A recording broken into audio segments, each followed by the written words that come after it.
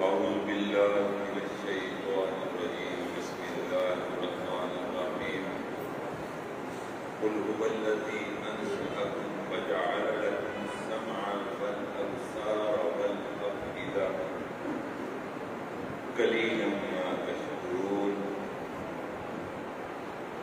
سبحان ربك رب العزة عما يصفون وسلام على المرسلين والحمد لله رب العالمين. اللهم صل على سيدنا محمد وعلى آل سيدنا محمد وبارك وسلم. اللهم صل على سيدنا محمد وعلى آل سيدنا محمد وبارك وسلم.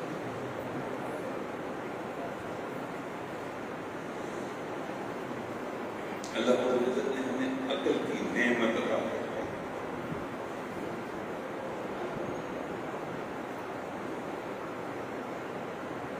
آج ہم سوچ کے قابل ہیں.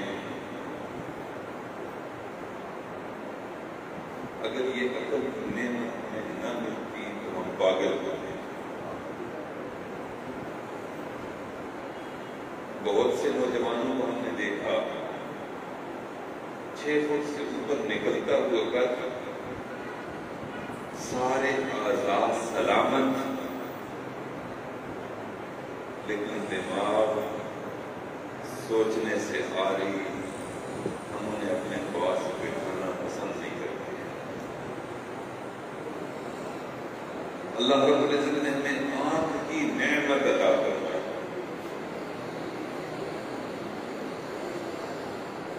بہت سے لوگ ہم نے معاشرے میں دیکھے کہ جن کی آنکھیں نہیں، سارے اعضاء سلامت ہے، دنیا ان کے لیے اندھیر ہے. بہت سے لوگ ہم نے دیکھے کہ جن کے پاس زبان کی نعمت انتہائی خوبصورت ہے، جہاں بیٹھتے ہیں جگہ بھی سجتی ہے، لیکن گونگے ہیں، بول نہیں سکتے. بہت سے لوگ ہم نے دیکھے اس دنیا کی زندگی میں کہ سارا جسم سلامت، ایک ہاتھ نہیں، ہاتھ سے کوئی کام نہیں کر سکتے. بہت سے لوگ دیکھتے کہ پورا جسم سلامت، پاؤں میں چلنے کی طاقت نہیں. اللہ اکبر کبیرہ. لولے لنگڑے ہو کر، عضو معطل ہو کر گھر میں بیٹھے. یہ عقل دینے والی ذات کون سی ہے؟ یہ زبان دینے والی ذات کون سی ہے؟ یہ ہاتھ دینے والی ذات کون سی ہے؟ یہ پاؤں دینے والی ذات کون سی ہے؟ ان سب اعضاء سے جب ہم عمل کرتے ہیں، دماغ سے سوچتے ہیں، زبان سے بات کرتے ہیں، کانوں سے سماعت کرتے ہیں، یہ سارے اعضاء جن سے ہم کام کرتے ہیں، وہ کام یا نیک عمل ہوتا ہے یا بد عمل ہوتا ہے. اگر نبی علیہ السلام کے طریقے کے مطابق ہوگا تو اس کو نیک عمل کہیں گے. اگر خدا نہ خواستہ آقا کے طریقوں سے ہٹ کر ہوگا اس کو ہم بد عملی کہیں گے. نیک اعمال کی صورت میں بھی ہماری ایک تصویر ہمارے دل میں بن رہی ہے. اچھے اعمال کرتے ہیں، تلاوت کرتے ہیں، ذکر کرتے ہیں، استغفار کرتے ہیں، اپنے آپ کو نیک کاموں میں مصروف رکھتے ہیں، خدمت خلق کرتے ہیں، غریب کی مدد کرتے ہیں، مسکین کو کھانا کھلاتے ہیں، یتیم کے سر پر ہاتھ رکھتے ہیں، بیواؤں کی مدد کرتے ہیں. اس سے ہمارا ایک مجسمہ بنتا ہے، ایک تصویر بنتی ہے جو دل میں بنتی ہے. اور اگر خدا نہ خواستہ ان اعضاء کے ساتھ ہم بد عملی کرتے ہیں زبان سے کسی کو گالی دیتے ہیں، زبان سے کسی کو تانا دیتے ہیں، زبان سے کسی کی غیبت کرتے ہیں، یہ کان دینے والی ذات تو اللہ کی، لیکن ان کانوں سے ہم نامحرم سے شہوانی نفسانی باتیں سنیں۔ یہ آنکھ دینے والی ذات تو اللہ تعالیٰ کی تھی، لیکن اگر ان آنکھوں سے ہم بدنظری کریں۔ یہ دماغ دینے والی ذات تو اللہ تعالیٰ کی تھی، لیکن اس دماغ کے اندر اگر شیطانی منصوبے بنے۔ یہ ہاتھ دینے والی ذات تو اللہ تعالیٰ کی تھی، اور یہ ہاتھ کسی پر ظلم کے لیے اٹھے۔ یہ پاؤں دینے والی ذات تو اللہ تعالیٰ کی تھی، اور ان پاؤں سے ہم بدی کے مراکز کی طرف چلے۔ میرے بھائیوں، یہ جو بدعملیاں ہیں ان کی بھی ایک تصویر دل میں بن رہی ہے، یعنی اچھی تصویر، اچھی سیرت والی، اعمال والی تصویر کی بن رہی ہے، اور جو بندے بدعمالیوں میں مصروف ہے بظاہر تو وہ عزتوں والی زندگی گزار رہے ہوں گے، اللہ ستار ہے، لیکن ایک باطنی تصویر بھی ان کی بن رہی ہے جو خالق دیکھتا ہے۔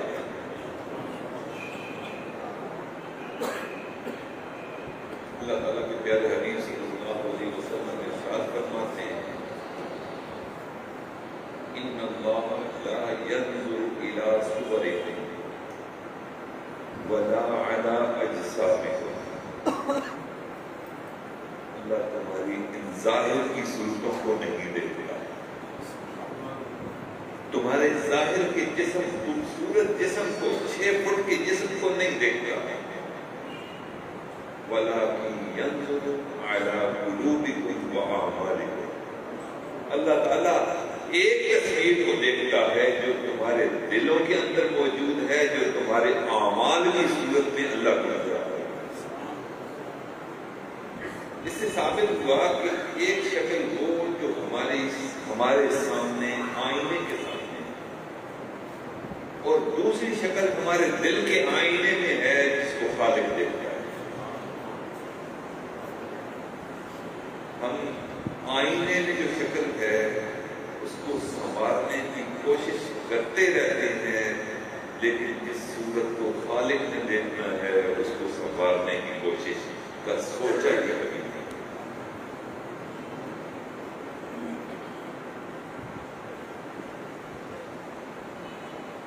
اللہ کا عزت سے دعا ہے کہ اللہ تعالیٰ ہمیں اپنے قلب کی خوبصورتی کو سنوارنے کی توفیق عطا فرمائے۔ اس سے یہ بات طے ہوتی ہے کہ جتنے بھی نافرمان ہیں ان کی باطنی شکل مسخ ہوتی رہتی ہے، اور شاید بھی اس میں کہتا ہے کہ دل دیکھ لیا آئینے میں، دل دیکھ لیا آئینے میں، پر داغ نہ دیکھے سینے میں، جی ایسا لگایا جینے میں کہ مرنے کو مسلمان بھول گئے۔ حضرت امام لاہوری رحمۃ اللہ علیہ، حضرت ابا جی رحمۃ اللہ علیہ کے استاد محترم تھے، ابا جی سے یہ بات ہم نے سنی کہ وہ نوجوانی کے عالم میں ایک بازار میں جاتے ہیں، اس بازار میں ایک مجذوب ہے، حضرت کو بتایا جاتا ہے کہ یہ اللہ والا ہے، درویش خدا مست ہے، حضرت سے ملنے کے لیے بازار کا رخ کرتے ہیں، کیا دیکھتے ہیں کہ وہ درویش، وہ مجذوب، وہ بازار کے اندر اللہ اللہ کی ثنائیں لگا کر پھرتا ہوا جا رہا ہے، بے خودی کے عالم میں اللہ کا تذکرہ کر رہا ہے۔ حضرت لاہوری رحمۃ اللہ اس کی خدمت میں گئے اور اس مجذوب کے پاس پہنچ کر سلام عرض کیا۔ جب سلام عرض کیا اس مجذوب نے اپنا ہاتھ حضرت امام لاہوری کے کندھے پر رکھا۔ حضرت امام لاہوری کہنے لگے کہ مجذوب، خدا مست کا ہاتھ جو ہی میرے کندھے پر پڑا، بازار میں جو انسان چل پھر رہے تھے مجھے کوئی خنزیر کی شکل میں نظر آیا، کوئی بندر کی شکل میں نظر آیا، گدے کی شکل میں نظر آیا. میں چیخ پڑا. میں نے کہا حضرت آج کیا ماجرا ہے کہ بازار میں انسانوں کی بجائے گدے پھر رہے ہیں, بازار میں انسانوں کی بجائے خنزیر نکلے پڑے ہیں, بازار میں انسانوں کی جگہ بندر پھر رہے ہیں, یہ کیا وجہ ہے؟ اس مشہور خدا بس نے وہ جو ہاتھ رکھا تھا اٹھا لیا, اللہ نے پھر بدلا اور عزت ہمارے چہرے سامنے کر دیے. اس لیے میرے بھائیوں, ایک شکل وہ ہے کہ جو مخلوق دیکھتی ہے اور ایک شکل وہ ہے جو خالق دیکھتی ہے. جس شکل کو خالق دیکھتا ہے آج عہد کریں کہ انشاءاللہ اس کو سنبھالنے کی کوشش کریں. ایک اللہ والے تھے جنہوں نے انگریز کے خلاف جہاد کا مطلب کیا. آج جو ہم عزتوں کے ساتھ اس ملک میں رہ رہے ہیں یہ علماء کی قربانیوں کا نتیجہ ہے. حضرت شاہ عبد العزیز رحمۃ اللہ علیہ, حضرت شاہ عبد اللہ کے فرزند ارجمند ہیں. یہ وہ عظیم شخصیت ہے کہ جس نے انگریز کے خلاف جہاد کا فتویٰ دیا. پھر اس کے خلاف فتوے کے بعد پھر پاکستان اور ہندوستان میں جہاد کا آغاز ہوا.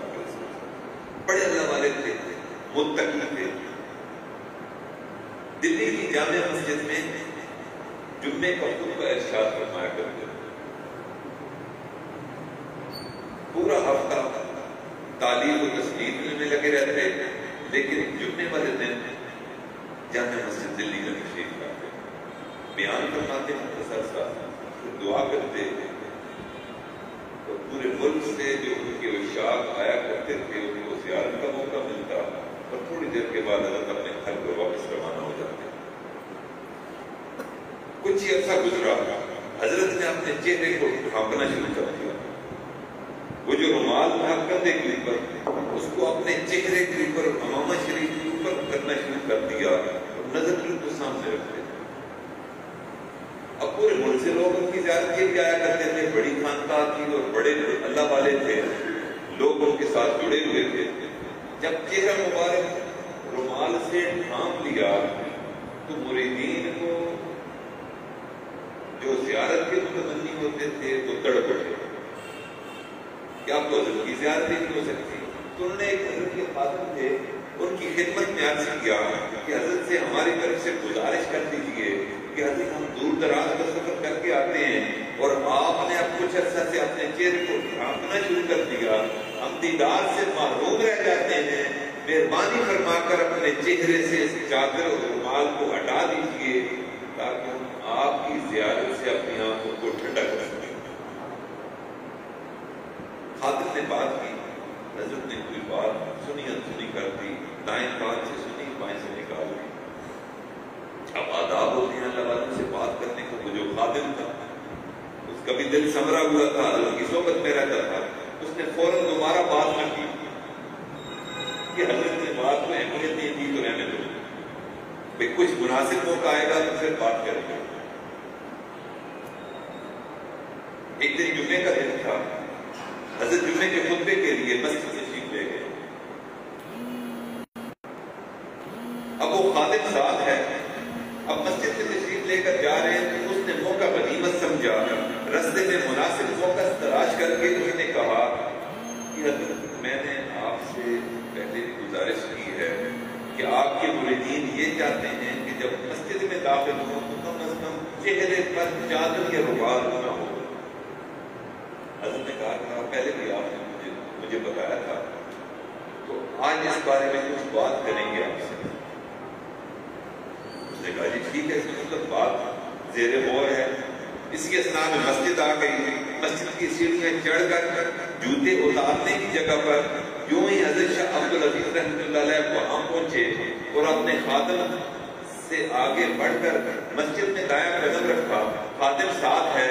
حضرت نے اپنا وہ رومال جو چہرہ مبارک پر ڈال رکھا تھا چہرے سے یوں اتارا سر سے, اور اس خادم کے کندھے پر رکھ دیا کہ لیجیے, آپ رومال کہتے تھے کہ اتار دیجیے. میں نے رومال اتار کر آپ کے کندھے پر رکھ دیا.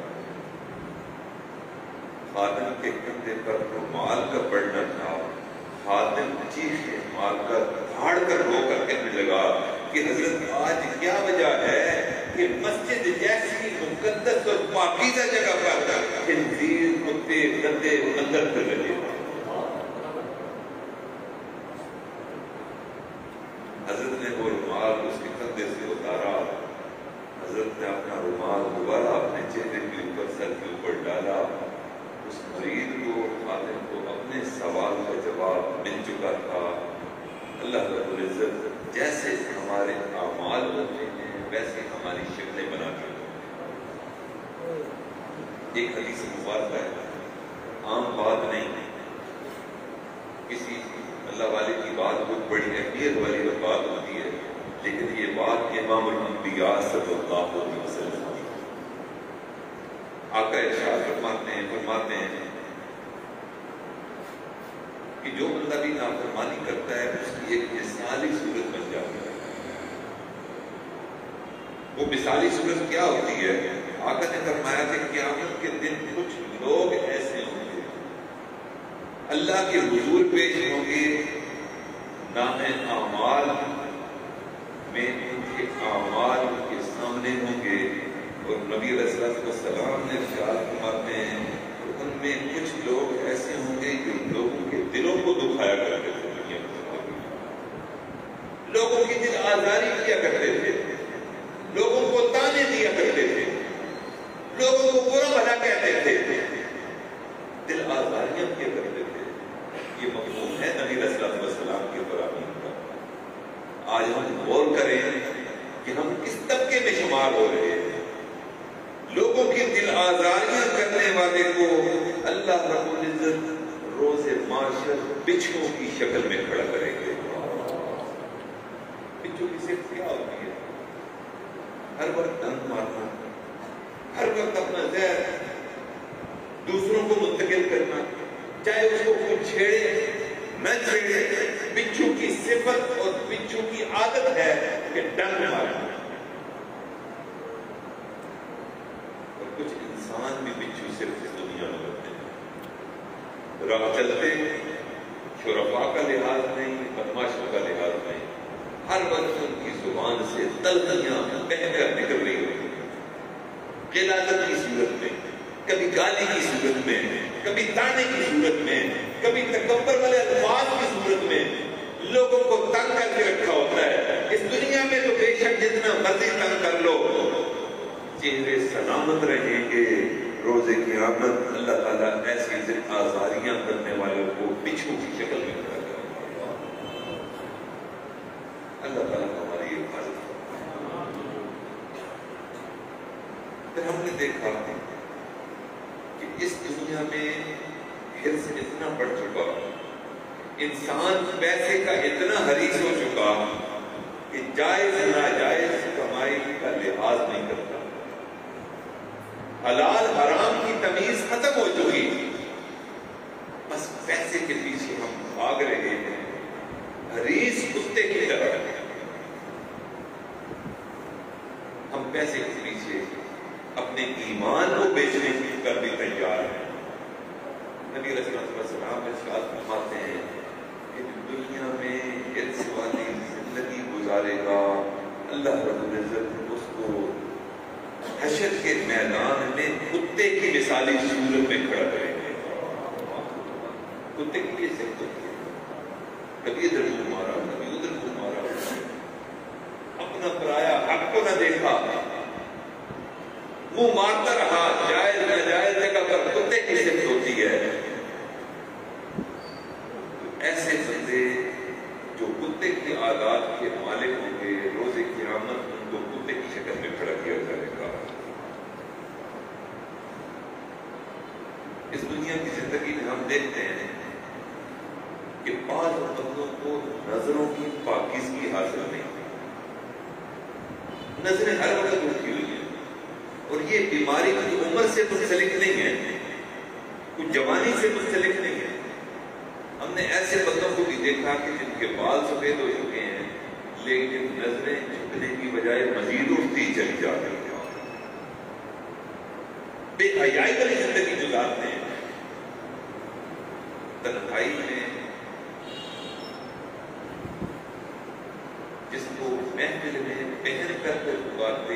بیٹی کرتے اوقات میں ہیں ان کا ذہن اتنا آلودہ ہو چکا ہوتا ہے کہ جب کمرے میں جاتے ہیں تو تنہائی میں جس کو بہن پکارا ہوتا ہے اس کے بارے میں یہ خواہش رکھتے ہیں کہ بستر پر میرے ساتھ ہو. بہن بیٹی کی تمیز ختم, خاندانی معاشرتی اقدار ختم. نظر ہے کہ شکاری کتے کی طرح کبھی ایک چیز کی طرف ہوتی ہے, کبھی دوسری چیز کی طرف ہوتی ہے, کبھی تیسری چیز کی طرف ہوتی ہے. یہ نہیں کہ حلال ذرائع میسر نہیں ہے.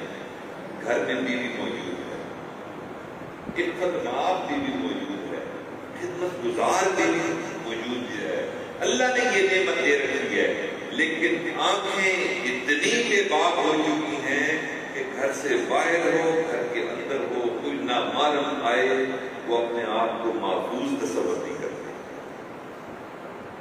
ایسے بے حیا, بے عفت, بے مروت بندہ جو اپنی حیا کا لحاظ اس دنیا میں نہیں کرے گا, اللہ رب العزت ایسے بندے کو روز قیامت خنزیر کی مثالی صورت میں محشر کے میدان میں کھڑا کرے.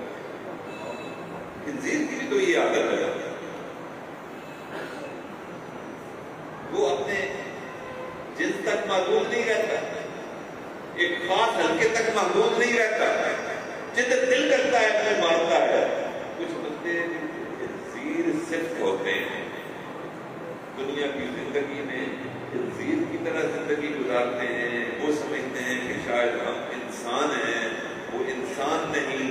نبی علیہ السلام نے فرمایا کہ ایسے بندوں کو روز قیامت خنزیر کی شکل میں کھڑا کیا جائے. میرے بھائیو, اس دور کا مسئلہ علم نہیں ہے, اس دور کا مسئلہ عمل ہے. نبی علیہ السلام نے ارشاد فرمایا علم بلا عمل کالشجر بلا ثمر,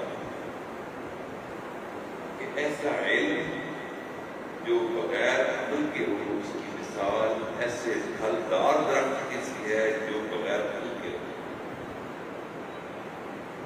کچھ نہ کچھ علم ہر بندے کو ملک کے پاس ہے. میں علماء کی بات نہیں کرتا, عام نوجوان طبقہ جو انفارمیشن ٹیکنالوجی کا ایک نمونہ جس کے عجب میں نماز کا طریقہ سمجھنا چاہے مشکل ہے, جو فوراً نکال لیتے ہیں. دنیا بھر کی معلومات فوراً سامنے آ جاتی ہے. علم کے دروازے کھل چکے, اب کوئی معذرت نہیں کہ مدرسے میں نہیں پڑھا. پہلے جو علماء ہوتے تھے وہی صرف پڑھاتے تھے. اب اللہ تعالیٰ جزائے خیر عطا فرمائے علماء کو. کتنی کتابیں چھپ چکی ہیں, گھر گھر کتابوں سے بھرا پڑا ہے. ہر بندے کو ضروری عقائد کا پتہ ہے, ضروری فرائض کا پتہ ہے, اعمال کا پتہ ہے. نبی علیہ السلام نے ارشاد فرمایا کہ جو علم رکھنے کے باوجود مفہوم ہے, جو علم رکھنے کے باوجود عمل نہیں کرتا اور بے عملی کی زندگی گزارتا ہے, اللہ تعالیٰ ایسے بے عمل بندے کو روز قیامت گدھے کی مثالی صورت میں کھڑا کرتا ہے. آج جو ہم عزتوں کے ساتھ وقت گزار رہے ہیں, کوئی وڈیرا صاحب ہے, کوئی سائنس صاحب ہے, کوئی چودھری صاحب ہے, کوئی ملک صاحب ہے, کوئی عالم صاحب ہے, کوئی پیر صاحب ہے, کوئی ممبر صاحب ہے, کوئی سیاستدان صاحب ہے. یہ جو عزتوں کے ساتھ ہم وقت گزار رہے ہیں, ان چہروں کے ساتھ, میرے بھائی اس میں ہمارا کوئی کمال نہیں. یہ نبی علیہ السلام کی دعا کی قبولیت کرتی ہے. آج تو یہ چہرے بچ گئے مسخ ہونے سے, کل قیامت کے دن تو یہ مسخ ہو کر رہیں گے.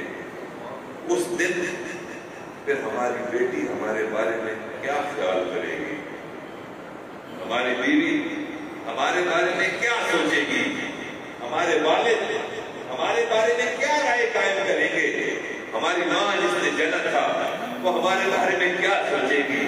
اور سب سے بڑھ کر نبی علیہ الصلوۃ والسلام جو دن رات امت کے لیے روتے رہے، جب ان کے سامنے ہم مثالی صورتوں، گدوں، خنزیروں، بندر اور ان کی شکل میں اٹھیں گے، میرے محبوب کے دل پر کیا بنے گی؟ اور سب سے بڑھ کر یہ دیکھ لیجیے کہ وہاں صرف پیارے نبی نہیں ہوں گے، دیگر انبیاء بھی ہوں گے۔ حدیث میں آتا ہے کہ ہر نبی کے بیچ اس کی امت ہوگی 70 سال۔ اور کیسی خوشی ہے کہ نبی علیہ السلام کو دوسرے انبیاء کے سامنے شرمندہ کروائیں گے۔ نبی علیہ السلام کیسے آنکھیں اٹھائیں گے عیسیٰ علیہ السلام کے سامنے؟ ایک بڑی مثالی بات ہے کہ دلی کا مقام ہے، تو دلی میں ایک قلعہ ہے لال قلعہ۔ اس لال قلعہ کو ایک قومی ورثے کی حیثیت حاصل ہے، سینکڑوں سال پرانی عمارت ہے۔ لوگ دور قریب سے آتے ہیں، ٹکٹ لیتے ہیں اور اس کی سیاحت کرتے ہیں۔ وہ واقعی بڑا عجوبہ ہے، بڑی عجیب عمارت ہے۔ تو متحدہ ہندوستان کا وقت تھا،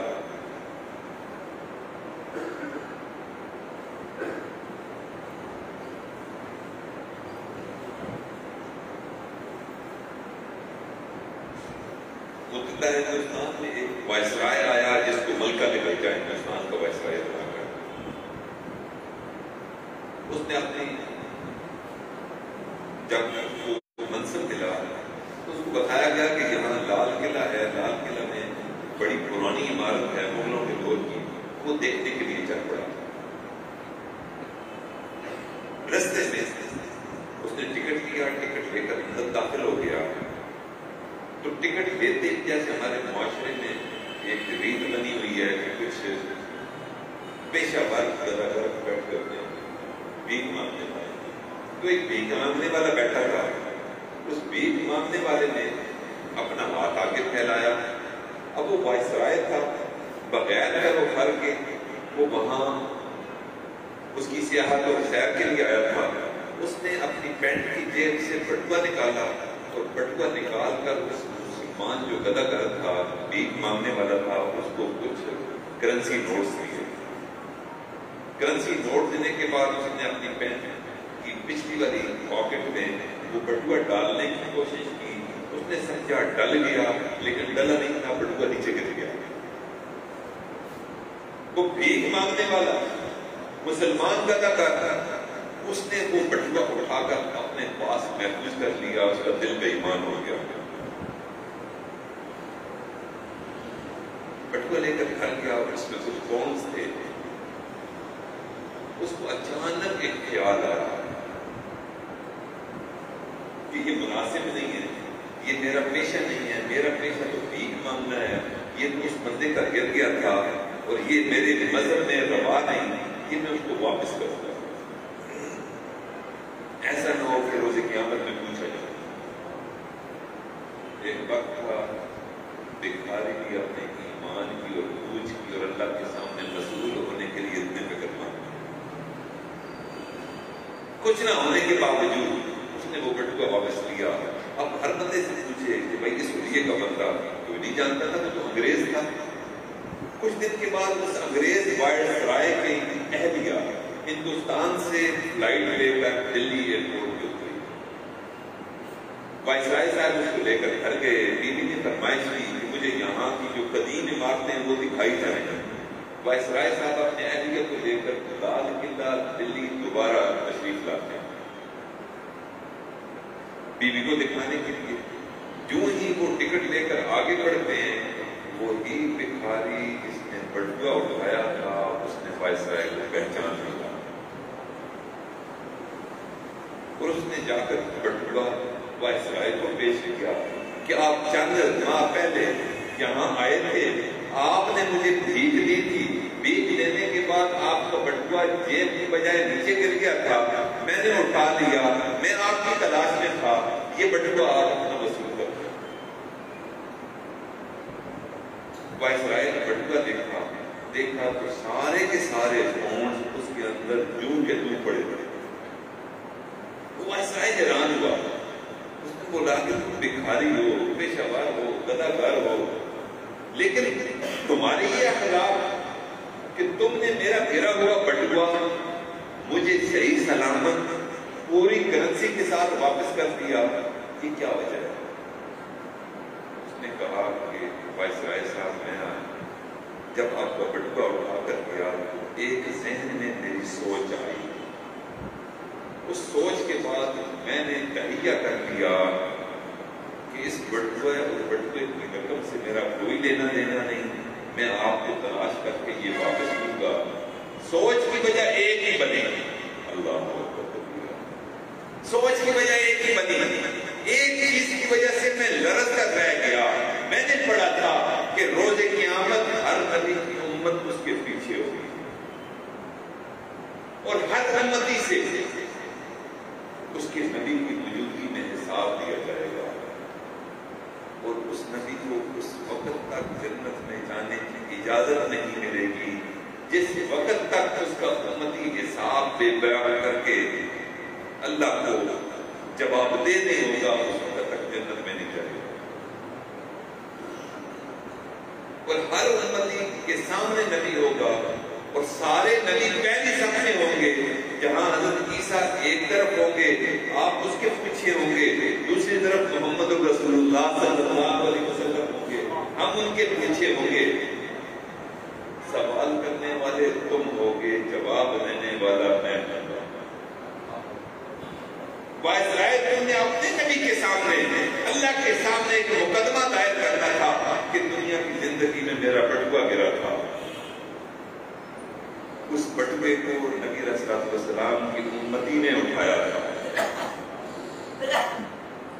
مجھے یہ گوارا نہیں کہ میرے نبی حضرت عیسیٰ علیہ السلام کے سامنے شرمندہ ہوں. مجھ سے یہ برداشت نہ ہو سکا کہ میرے نبی حضرت عیسیٰ علیہ السلام کے سامنے وہ ایک سائل بن کر کھڑے ہوں اور ان کا امتی حضرت عیسیٰ کی ایک عام امتی کو جواب دے رہا. یہ سوچ مجھے بٹوا دینے پر، واپس کرنے پر اس نے ابھارا. اس لیے میں نبی علیہ الصلوۃ والسلام کو شرمندہ نہیں کرنا چاہتا. یہ بٹوا آپ اپنے پاس رکھیں، مجھے تمہارے پیسے سے کوئی لینا نہیں. میرے بھائیو، یہی شرم، یہی حیا جو اس امت ایک بھکاری کو حاصل کی، ہم اپنے غریبان میں چاہتے ہیں کہ کیا اتنی سی حیا ہمارے اندر بھی موجود ہے؟ کیا ہم اپنے نام اعمال کو اتنا خوبصورت بنا چکے ہیں کہ نبی علیہ الصلوۃ والسلام کے سامنے ہم شرمندگی سے بچ جائیں؟ کوئی شرمندگی ہوگی. میرے بھائیو، آج عہد کر لیں کہ انشاءاللہ آقا کو شرمندہ نہیں ہونے دینا ہے. اپنی اصلی صورتوں کے ساتھ اپنے رب کے حضور پیش ہونا ہے انشاءاللہ. ہمیں بچھو کی شکل نہیں چاہیے، ہمیں خنزیر کی شکل نہیں چاہیے، ہمیں بندر کی شکل نہیں چاہیے، ہمیں کسی بھی گدے کی شکل نہیں چاہیے. ہم اپنے ایسے ایمانی چہروں کے ساتھ، سنت والے چہروں کے ساتھ نبی علیہ الصلوۃ والسلام کے پیچھے کھڑے ہونا چاہتے ہیں. اور میرے بھائیوں،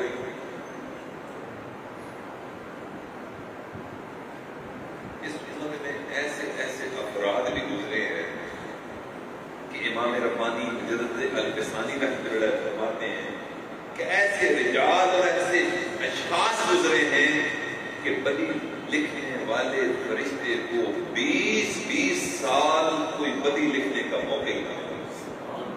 20 سال ہمارا معاملہ الٹ ہے.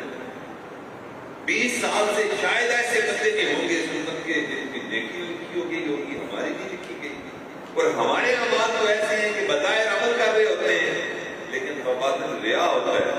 میرے بھائیو، ریا والا عمل بھی اللہ کے ہاں مردود ہے. اگر نماز پڑھی، دوسرے کے لیے پڑھی، اگر روزہ رکھا، پورے محلے کو بتایا، اگر تہجد پڑھی، مسجد میں آ کر اعلان کیا، تو میرے بھائیو، یہ مسجد کے نمازیوں کے لیے تہجد پڑھی، اللہ کو راضی رکھنے کے لیے تہجد نہیں پڑھی. جس روزے کے اندر ریا آ گیا، بغیر بھوک اور پیاس کے بندے کو کوئی اجر اللہ تعالیٰ عطا نہیں فرمائیں گے۔ اللہ تعالیٰ کے پیارے حبیب صلی اللہ علیہ وسلم نے ارشاد فرمایا کہ جس کے دل کے اندر رائی کے دانے کے برابر بھی ریا آ گیا، لن يدخل الجنہ، وہ ہرگز جنت میں داخل نہیں ہو سکتا۔ ریا آ گئے نہیں، عاجزی آنی چاہیے، مرتے مرتے کرنا ہے اور کرتے کرتے مرنا ہے۔ ایک احساس کہ ہم کچھ بھی نہیں جو ہمارے بڑوں کو حاصل تھا۔ حضرت تھانوی رحمۃ اللہ علیہ، ان کے تین خلفاء، اور تینوں ایسے کہ جو بہت بڑے عالم ہیں۔ ایک ہے حضرت مولانا خیر محمد جلندری رحمۃ اللہ علیہ، اور ایک ہے حضرت مولانا مفتی محمد حسن امرتسری رحمۃ اللہ علیہ، اور ایک ہے حضرت مولانا مفتی محمد شفیع رحمۃ اللہ علیہ۔ تینوں حضرت تھانوی کے خلفاء ہیں۔ ایک بانی ہے خیر المدارس کے، ایک بانی ہے دارالعلوم کراچی کے، اور ایک بانی ہے جامعہ احمدیہ لاہور کے۔ آپس میں بیٹھ کے یہ تینوں حضرت کے خلفاء اور فکر مند ہیں۔ بھائی کیا فکر ہے؟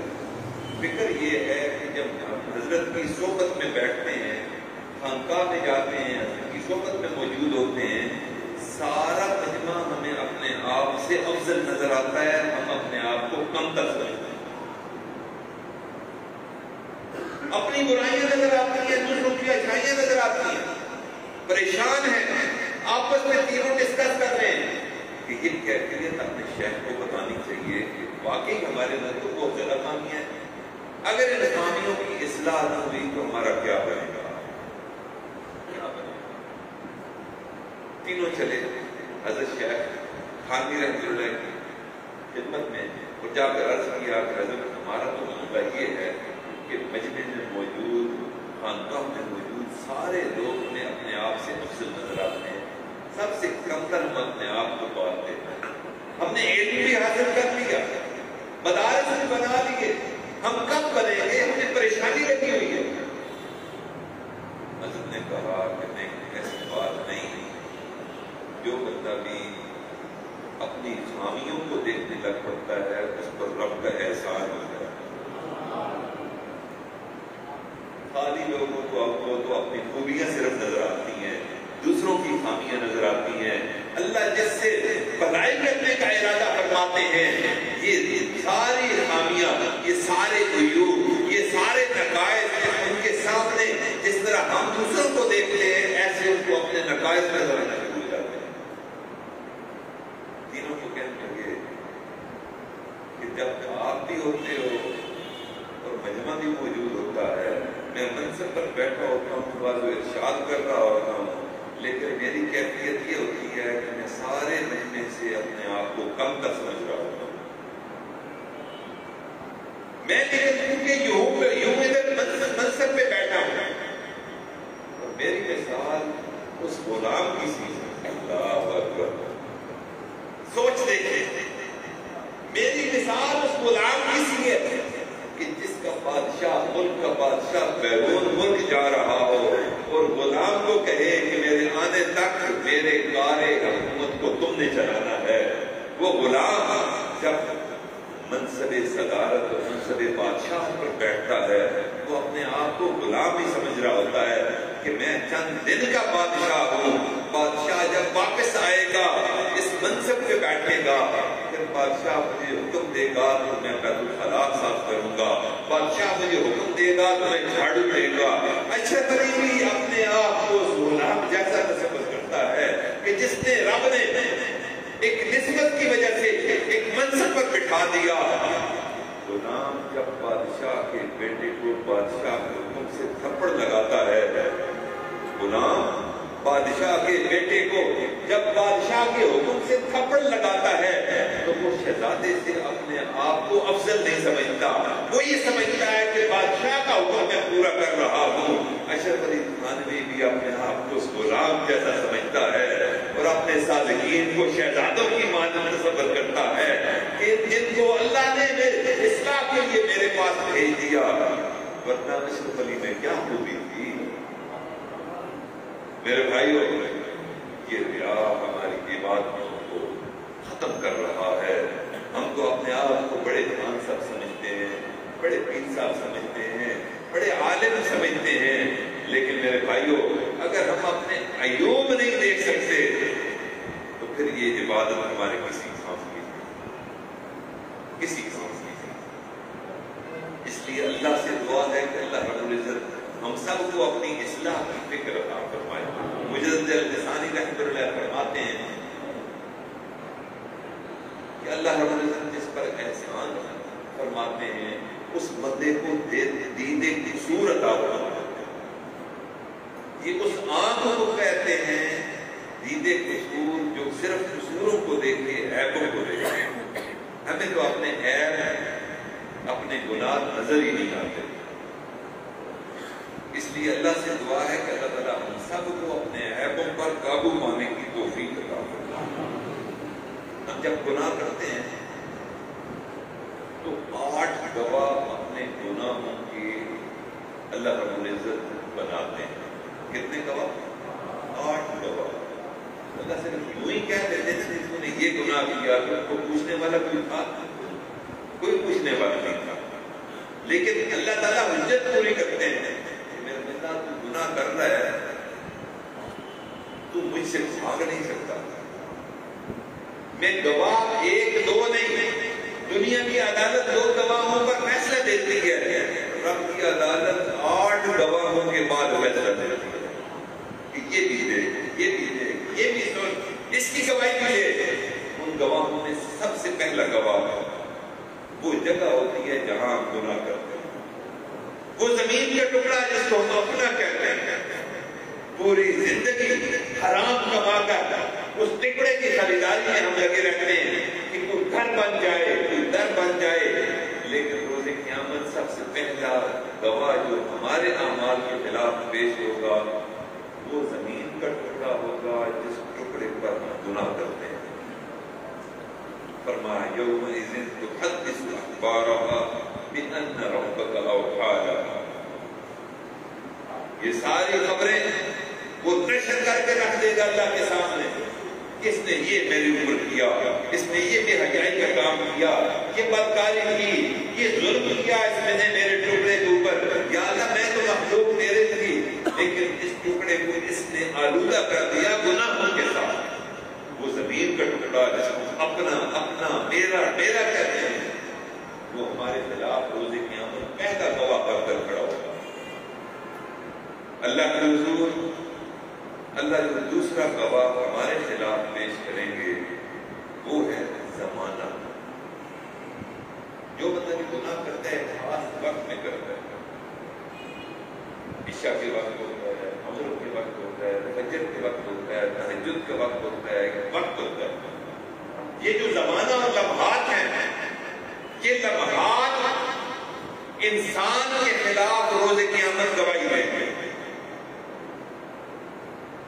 اور اس کے بارے میں حدیث مبارکہ ہے کہ ما من یوم الا ینادی انا یوم جدید وانا علی ما یعمل فی شہید. یہ شہادت، یہ گواہی دیں گے، یہ اوقات جس وقت میں ہم گناہ کرتے ہیں یہ گواہی دیں گے.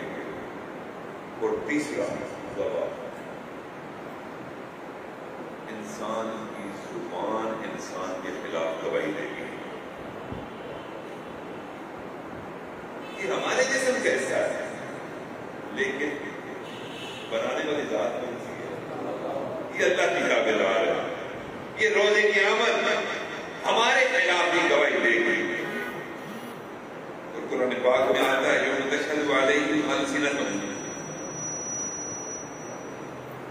اور انسان جب گھبرا کے کہے گا کہ تم میرے خلاف گواہی کیوں دے رہے ہو،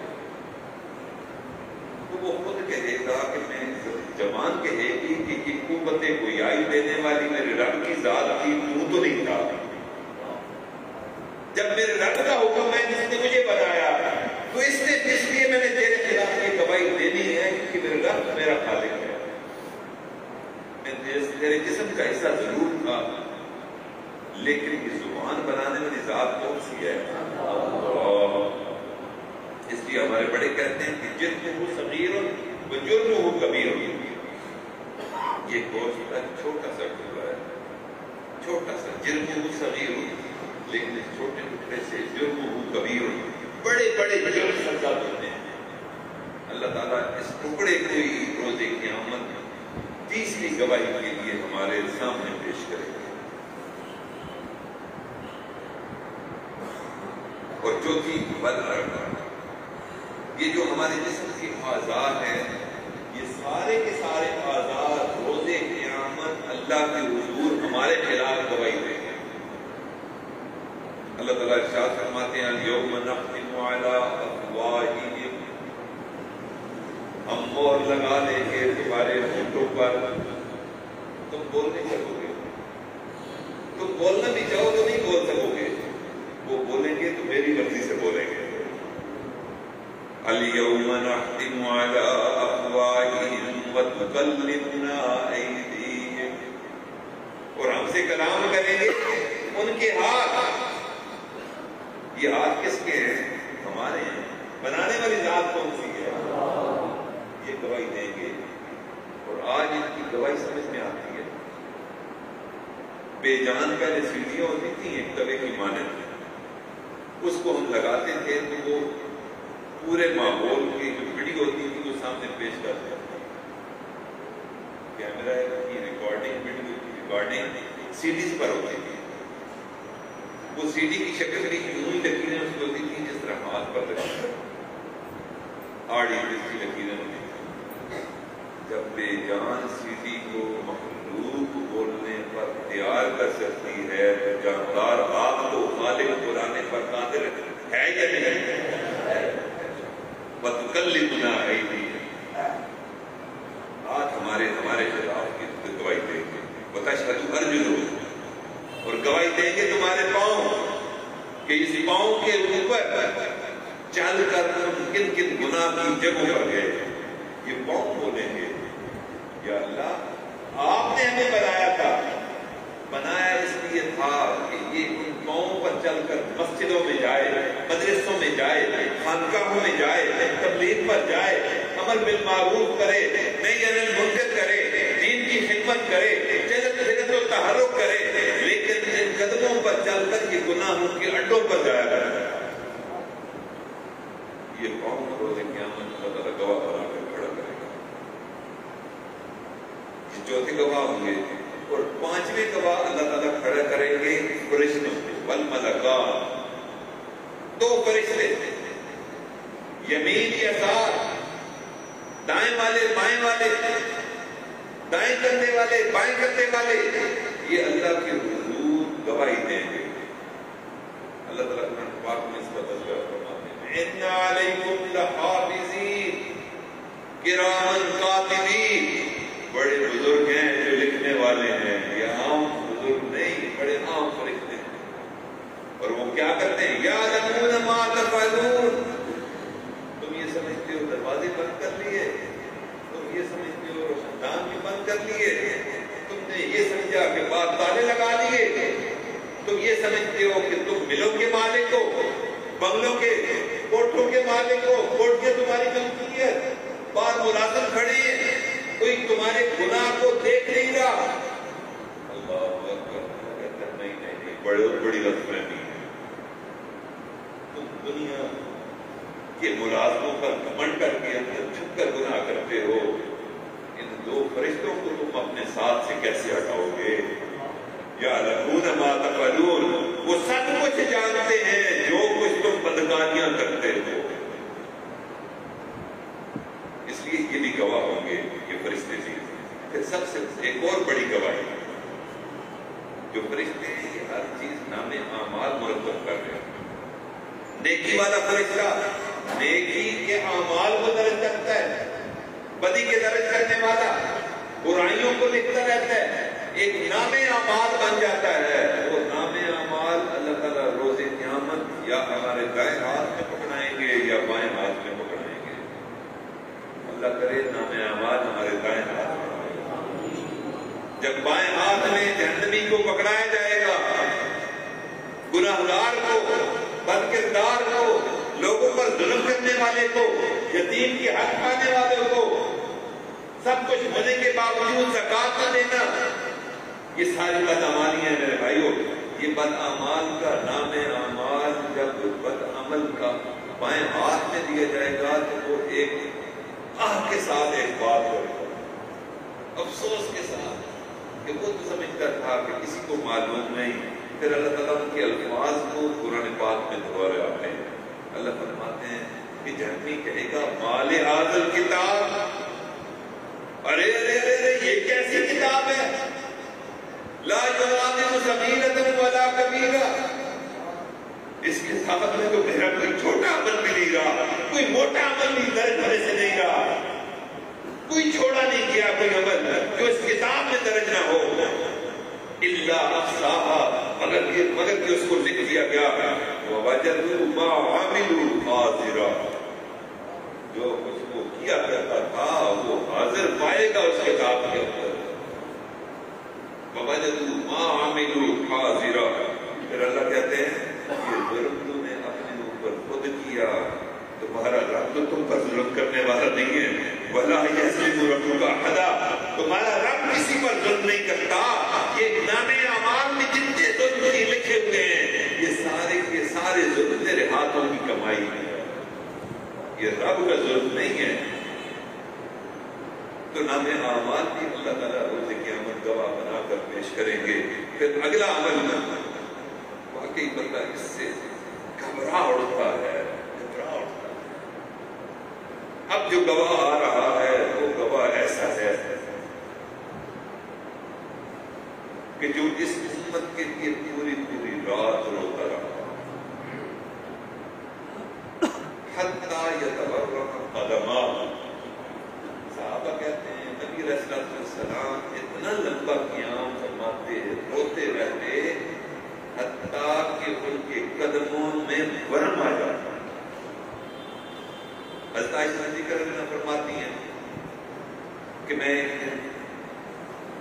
آرام کر رہی تھی، میرے سردار میرے آقا بھی آرام کر رہے تھے، میں کیا دیکھتی ہوں کہ کوئی گرم سی چیز میرے چہرے پر گرتی ہے، میں تڑپ کر جاگ اٹھتی ہوں کہ یہ کیا ماجرا ہے، یہ گرم چیز کیا آئی ہے۔ میں نے دیکھا، ہاتھوں سے ٹٹولا تو مجھے نبی علیہ السلام کا چہرہ نظر آیا۔ کیا دیکھتے ہوں کہ نبی علیہ السلام زاروں کے تار رو رہے ہیں اور آپ کے گرم گرم آنسو میرے اوپر گر رہے ہیں۔ عائشہ کہنے لگی کہ میں نے کہا کہ میرے ماں باپ باہر میرے سردار آپ کیوں رو رہے ہیں؟ تو آقا نے ارشاد فرمایا کہ مجھے اپنی کوئی فکر نہیں، مجھے فکر ہے کہ میری امت کی مجھے فکر ہے، میں اپنی امت کے خاتمے سے اور اللہ کے حضور پیش ہونے سے گھبرا کر پریشان ہوں، میں اس کے لیے دعائیں کر رہا ہوں۔ اور وہ نبی اس کے بارے میں آقا ارشاد فرماتے ہیں اپنے بارے میں خود، حدیث مبارکہ کہ ہر جمعرات کو، آج بھی جمعرات ہے، ہر جمعرات کو ہر امتی کے اعمال فرشتے لے جا کر نبی علیہ السلام کی خدمت میں پیش کرتے ہیں۔ جب اعمال جاتے ہیں اللہ کو نبی علیہ السلام کی صورت میں ایک گواہ مل جاتا ہے۔ اگر اعمال اچھے ہوں گے روز قیامت اللہ کے سامنے محبوب صلی اللہ علیہ وسلم عرض کریں گے، اے اللہ آپ نے مجھے ایک دفتر دیا تھا، اس دفتر میں آپ نے مجھے فرشتے دیے تھے، جس امتی کے خلاف آپ گواہیاں دے رہے ہیں، میرے دفتر میں تو اس کے درود پاک بڑے بڑے ہیں،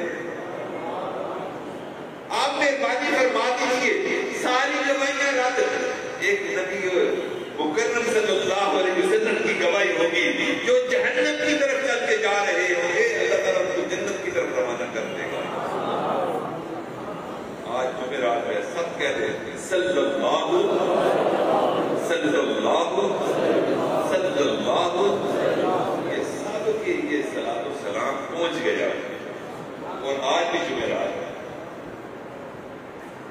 آقا کی خدمت میں فرشتے جا کر عرض کرتے ہیں کہ کہ یا رسول اللہ صلی اللہ علیہ وسلم فلاں بستی کا فلاں فرد آپ کی خدمت میں سلام عرض کرتا ہے، اس کا نام یہ ہے اور اس کے والد کا نام یہ ہے۔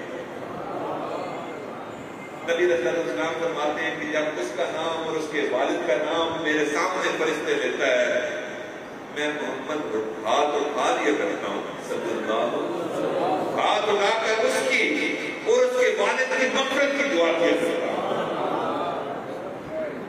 میرے بھائیو، اگر ہم جمعرات کے دن بھی اپنے نبی صلی اللہ علیہ وسلم کو یاد نہیں کرتے تو ہم کتنے بدقسمت ہیں۔ ہماری بدکاریاں تم تک پہنچتی ہیں کہ فلاں امتی نے یہ بدکاری کی، فلاں امتی نے یہ بدکاری کی۔ ہم نبی علیہ السلام کو دکھ دینے کا باعث تو بن رہے ہیں، لیکن سینہ مبارک کو ٹھنڈا کرنے کا باعث کوئی نہ بن رہے۔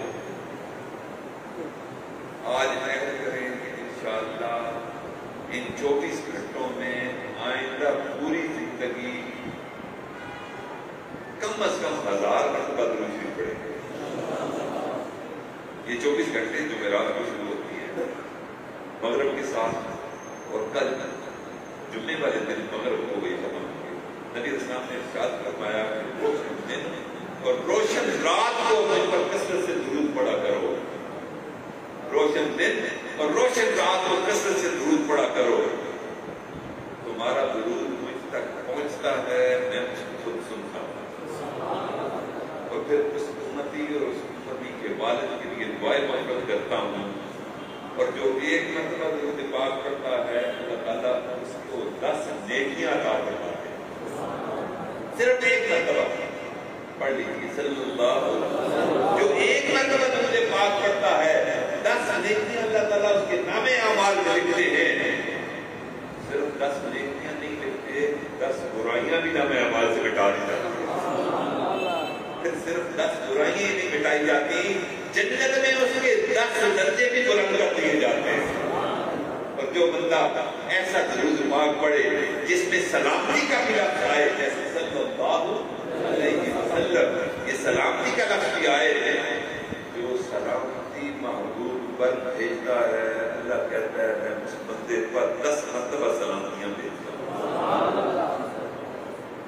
اس لیے میرے بھائیوں، نبی علیہ السلام کو اچھا گواہ بنانا ہے، کثرت سے درود شریف پڑھنا ہے۔ آئندہ زندگی یاد کرتے ہیں کہ انشاءاللہ کثرت درود شریف ہوگا، ہر جمعرات کو اپنے تک کم از کم 1000 مرتبہ، کم از کم 1000 مرتبہ انشاءاللہ درود شریف پڑھیں۔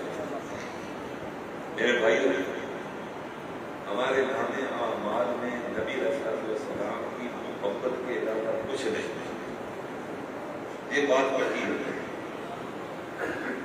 ہمارے پاس راتوں کا جاگنا کوئی نہیں، اپنے مال کا خرچ کرنا بہت زیادہ کوئی نہیں، معاملات بھی ہمارے گڑبڑ ہیں، لیکن اس امت کا ایک ایک فرد دل کی گہرائیوں سے آقا سے محبت رکھتا ہے، اور آقا نے ارشاد فرمایا المرء مع من احب،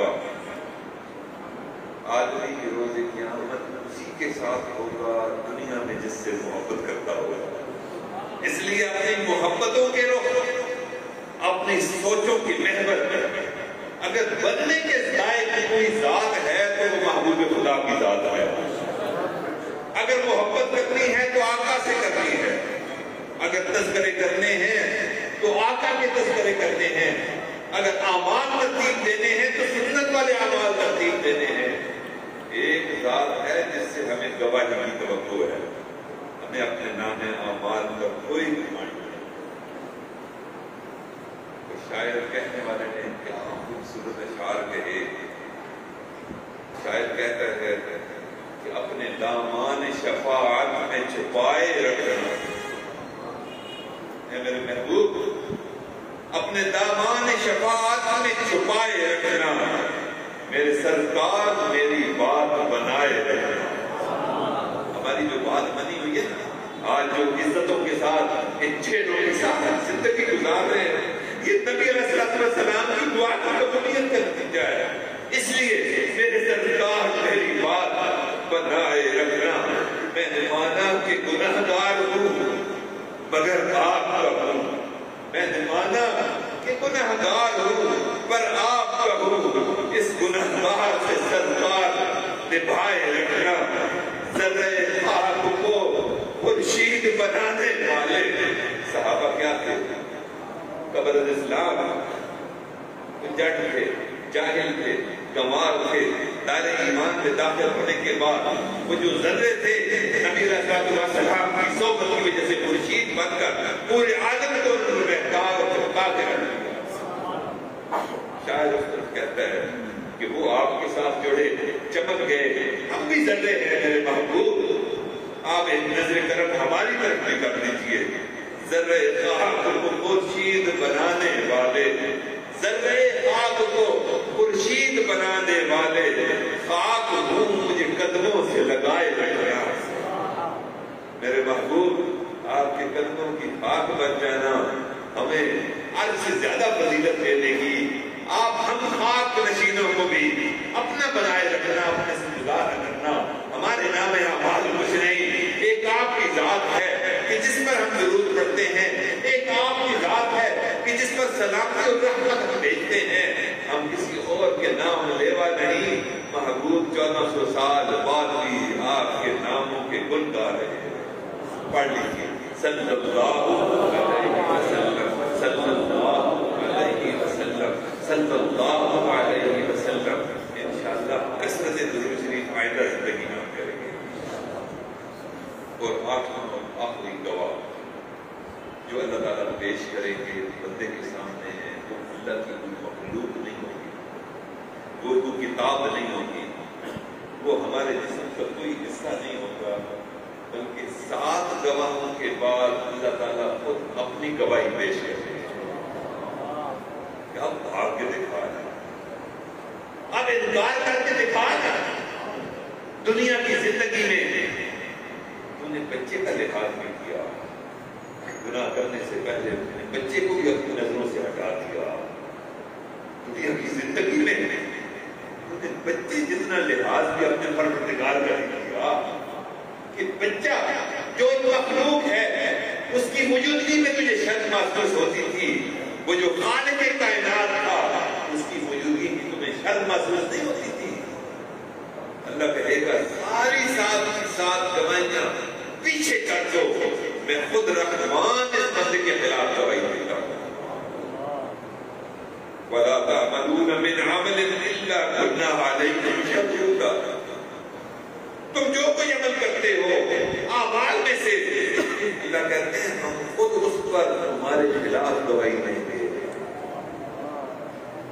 میرے بھائیو، راہ فرار کوئی نہیں، یہ دنیا کی عدالت نہیں ہے کہ جس میں ہم گواہوں پر الزام لگا دیں کہ یہ جھوٹے ہیں۔ یہ خالق کی عدالت ہے جس میں ہم خود گواہ بن کر پیش ہوگا۔ اس لیے میرے بھائیو، آج سے ہم توبہ طائب ہوتے ہیں کہ انشاءاللہ گناہوں سے پاک زندگی گزارنے کی کوشش کریں گے۔ میں توبہ کی کلمات پڑھتا ہوں اور آج سے میں بھی عہد کرتا ہوں کہ نئی زندگی کا آغاز کروں گا انشاءاللہ۔ آپ سارے نوجوان، بوڑھے، بچے، حضرت ابا جی رحمۃ اللہ فرمایا کرتے تھے ڈلے بیرندہ کچھ نہیں کیا۔ ڈلے بیرندہ بجاری میں کہا کرتے تھے ڈلے بیرندہ کچھ نہیں کیا۔ میری آپ کے علاقے میں بھی درخت ہوتا ہے، چھوٹے چھوٹے بیر ہوتے ہیں، فری میں ہم چلتے ہیں، کھاتے ہیں، اللہ کی ایک نعمت ہے۔ وہ اگر نیچے گر جائیں وہ خشک ہوتے ہیں، وہ گرنے سے ضائع ہوتے ہیں نہیں، بندہ اٹھا لے، جھاڑ لے، کپڑے سے رگڑ لے اور بسم اللہ الذی لا یضر باسمہ شیء فی الارض ولا فی السماء پڑھ کر کھا لے تو بیروں کا نقصان نیچے گرنے سے نہیں ہوتا۔ حضرت ابا جی فرمایا کرتے تھے کہ جس طرح بیر کے نیچے گرنے سے بیر ضائع نہیں ہوتے، جس میں کلمہ پڑا ہوا ہے اگر بشرط کلمے پر ہے اور اس کو احساس ہو گیا کہ میری زندگی کے اعمال برے تھے اور وقت مہلت ابھی موت نہیں آئی باقی ہے، مرنے سے پہلے صرف ایک مرتبہ کہتے کہ یا اللہ میری توبہ. اللہ سارے گناہوں کو جو 60-70 سال عمر میں کیے ہوتے ہیں نہ صرف گناہوں کو مٹا دیتے ہیں بلکہ جتنے گناہ ہوتے ہیں اس کی تعداد کے مطابق نیکیوں سے نام اعمال میں لگ جاتے ہیں. قربان جائے رب. قرآن پاک میں اللہ تعالیٰ نے ارشاد فرمایا یا ایھا الناس، اے بنی نوع انسان. مومنین کو خطاب کرنا ہے یا ایھا الذین آمنوا، اے ایمان والو جنہوں نے کلمہ پڑھ کر نبی علیہ السلام کی غلامی کا کلمہ پڑھ کر دائرہ ایمان میں آ گئے. ان کو کہا یا ایھا الذین آمنوا. لیکن قربان جائے گا آپ کی شوکت کا نیک بندوں کی بات نہیں کرتے. اللہ کہتے ہیں میں بد کردار بندوں کی بات کر رہا ہوں اور ان کو یوں نہیں کہہ رہا کہ بندو. اللہ کہتے ہیں جو نیکوکار ہیں ان کی بات نہیں بدکاروں کی، ان کو کہتے ہیں میرے بندے. قل یا عبادی الذین اسرفوا علی انفسہم، اے وہ میرے بندو جو اپنی جانوں پر ظلم کر بیٹھے ہو. گھبرانا نہیں، تم پریشان مت بنا کہ تم نے رب کے حکم کو توڑا ہے. واقعی توڑا ہے، لیکن اب تمہیں احساس ہو گیا ہے کہ تم نے رب کی عظمت کا احساس کر کے اپنے گناہوں پر نادم ہو گئے ہو. میں نے تمہاری ندامت کو قبول کر لیا. اب باقی لوگ جو اعمال والے ہیں وہ میرے بندے ہیں، جو گناہ کر کے توبہ طائب ہو گئے ان کو میں اپنے بندے کا ہی پکاروں. اس لیے فرمایا لا تقنطوا من رحمت اللہ، میری رحمت سے نا امید نہ ہونا.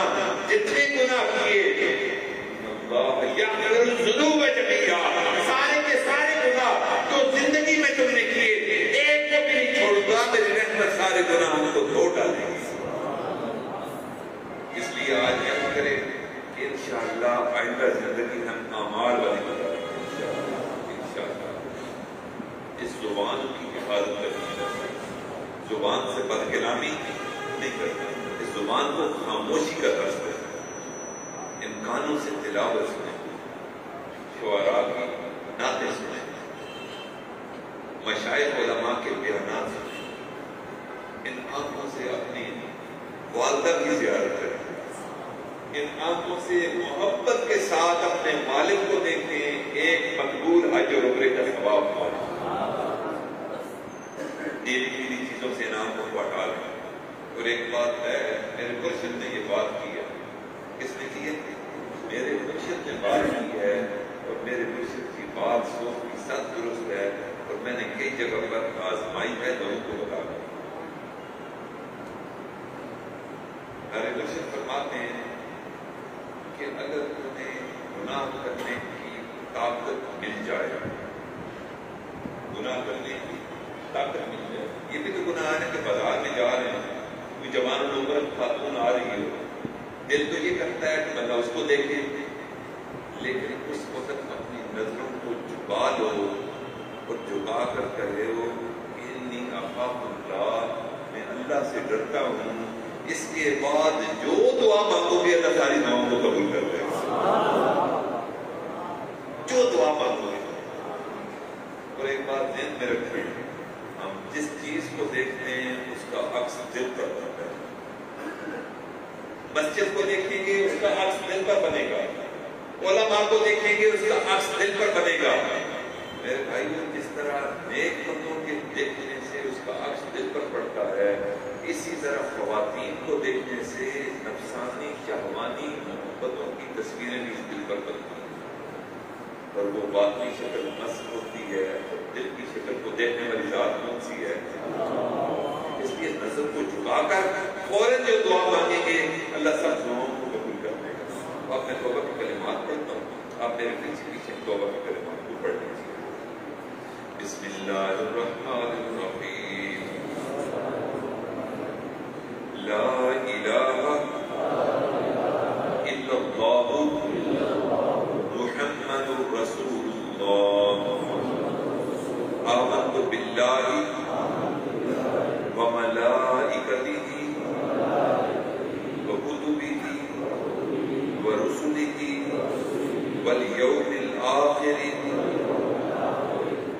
بالقدر خيره وشره من الله تعالى والبعث بعد الموت آمنت بالله كما هو بأسمائه وصفاته وقبلت جميع أحكامه إقرار باللسان وتصديق بالقلب أشهد أن لا إله إلا الله وأشهد أن محمدا عبده ورسوله أستغفر الله ربي من كل ذنب وأتوب إليه برحمتك يا أرحم الراحمين. ان کلمات کے ادا کرنے کے بعد ہم توبہ طائب ہو گئے ہیں. جنہوں جو بیعت کی نیت سے جنہوں نے پڑھا ہے وہ سلسلہ عالیہ محمدیہ میں بیعت بھی ہو گئے. اس لیے آپ 6 معمولات میں سلسلہ عالیہ کے آپ ان 6 معمولات کو اپنی زندگی کا خاص حصہ بنا لیں. پہلا عمل کیا ہے؟ 100 مرتبہ استغفار صبح، 100 مرتبہ استغفار شام. استغفر اللہ ربی من کل ذنب واتوب الیہ. 100 مرتبہ. اسی طرح 100 مرتبہ درود شریف صبح، 100 مرتبہ درود شریف شام. اللہم صلی علی سیدنا محمد وعلی آل سیدنا محمد وبارک وسلم. اور تیسرا عمل ہے تلاوت کلام پاک کہ روزانہ کم از بیش 1 پارہ یا کم و بیش تلاوت کلام پاک کریں. اور چوتھی چیز ہے وقوف قلبی، یعنی دل کی سوچوں کو ایک طرف کرنا. اپنی توجہ بے شک کام کاج میں ہو لیکن دل کی توجہ کہاں ہو؟ اللہ کی طرف. یعنی دست بتار دل پر یاد، کام کاج میں مصروف ہو، دل اللہ تعالیٰ کی یاد میں مصروف. اس کو کہتے ہیں وقوف قلبی کہ ہر لمحہ، ہر لہجہ، ہر آن رکھنا ہے دھیان کہ میرا دل کر رہا ہے اللہ اللہ اللہ. یوں 15-20 منٹ آدھے گھنٹے بعد یہ نیت کرتے رہے. انشاءاللہ ایک وقت آئے گا کہ دل میں اللہ تعالیٰ کی محبت بس جائے گی، چھا جائے گی. اور 5ویں چیز ہے مراقبہ. یہی ہمارا ذکر خفی ہے. اور ذکر خفی کو ذکر لسانی پر 70 گنا زیادہ فضیلت ہے. تو ہم نے ذکر خفی کرنا ہے کم از کم 24 گھنٹے میں آدھا گھنٹہ یا 20-25 منٹ. اللہ کی رحمت کو امیدوار بن کر بیٹھنا ہے اور یہ گمان کرنا ہے جیسے اللہ تعالیٰ نے فرمایا حدیث قدسی ہے کان عند ظن عبد بی.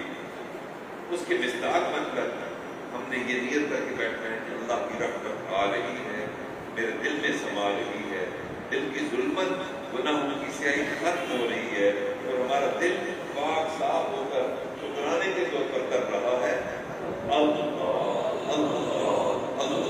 اور چھٹی چیز ہے صحبت شیخ. دین سیکھنے اور تربیت حاصل کرنے کے لیے اپنے شیخ سے رابطے میں رہنا.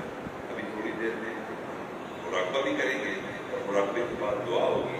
اور یہ جو معمولات کی چٹ ہے یہ ایک ساتھی یہاں تقسیم کرتے ہیں.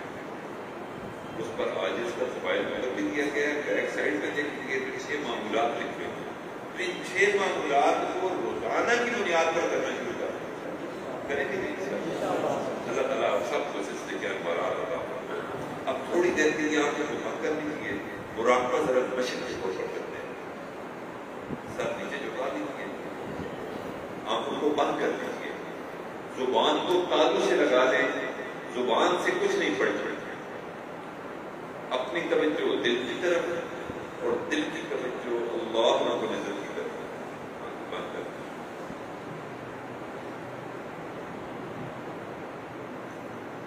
اور یہ نیت کیجیے کہ اللہ کی رحمت آ رہی ہے، میرے دل میں سما رہی ہے، دل کی ظلمت گناہوں کی سیاہی ختم ہو رہی ہے اور میرا دل پاک صاف ہو کر اللہ کے ذکر میں مصروف ہے اور کہہ رہا ہے اللہ اللہ اللہ اللہ. اللہ فرماتے ہیں میں زمین میں سماتا ہوں نہ آسمان میں، اگر سماتا ہوں تو مومن کے دل میں، یعنی قلب عبد اللہ عرش اللہ. مومن کا دل اللہ کا عرش، مومن کا دل اللہ کا گھر۔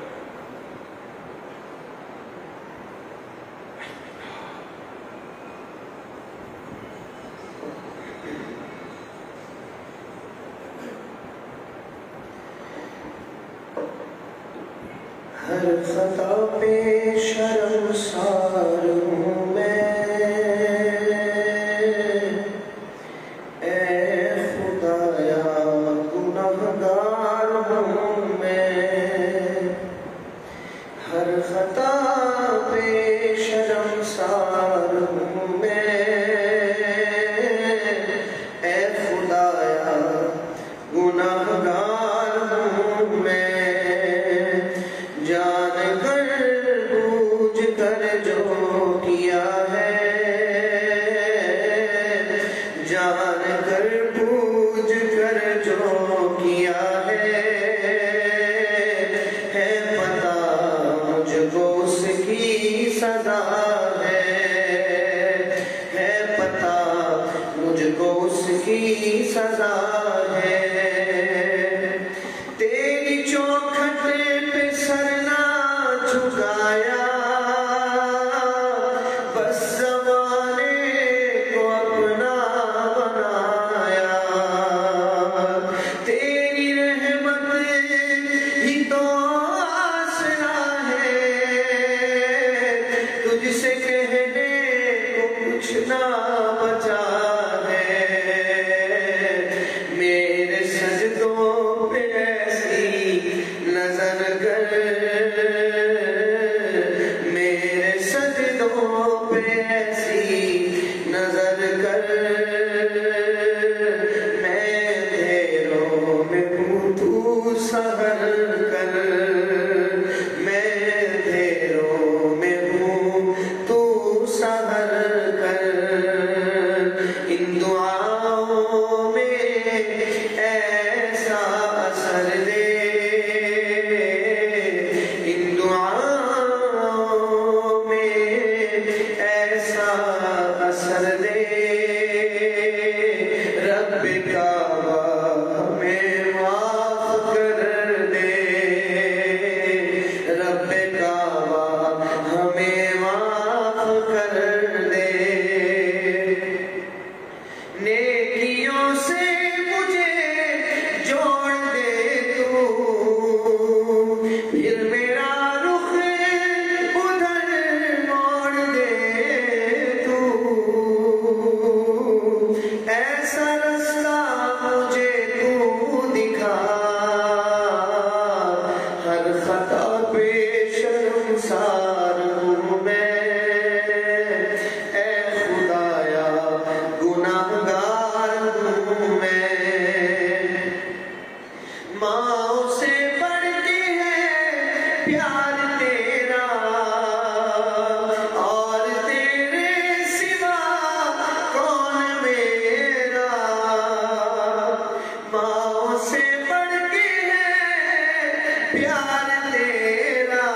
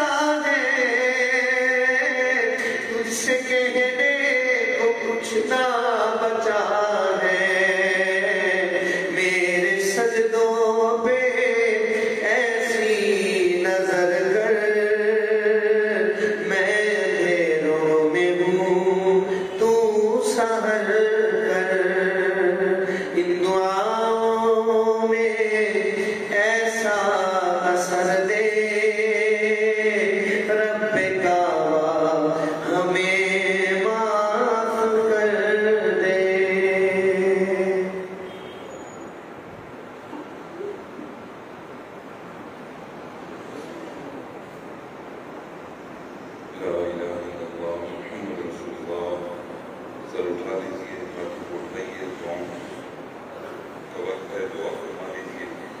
سبحان ربی الوہاب، اللہم صلی علی سیدنا محمد وعلی آل سیدنا محمد وبارک وسلم۔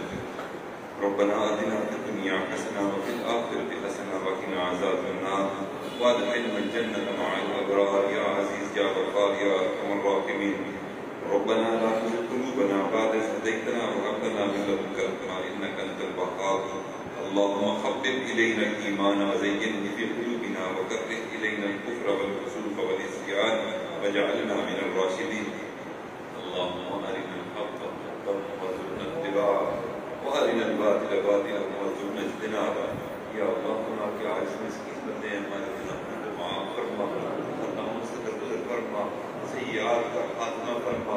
جو گناہ دل میں کیے ان کو معاف فرما، جو گناہ رات کو کیے ان کو معاف فرما، جو گناہ تنہائیوں میں کیے ان کو معاف فرما، جو گناہ محفلوں میں کیے ان کو معاف فرما، جو گناہ اعلانیہ کیے ان کو بھی معاف فرما۔ یا اللہ، جو گناہ خفیہ کیے ان کو بھی معاف فرما، کچھ گناہ ارادے کے ساتھ کیے ان کو بھی معاف فرما، کچھ بے ارادہ ہوئے ان کو بھی معاف فرما۔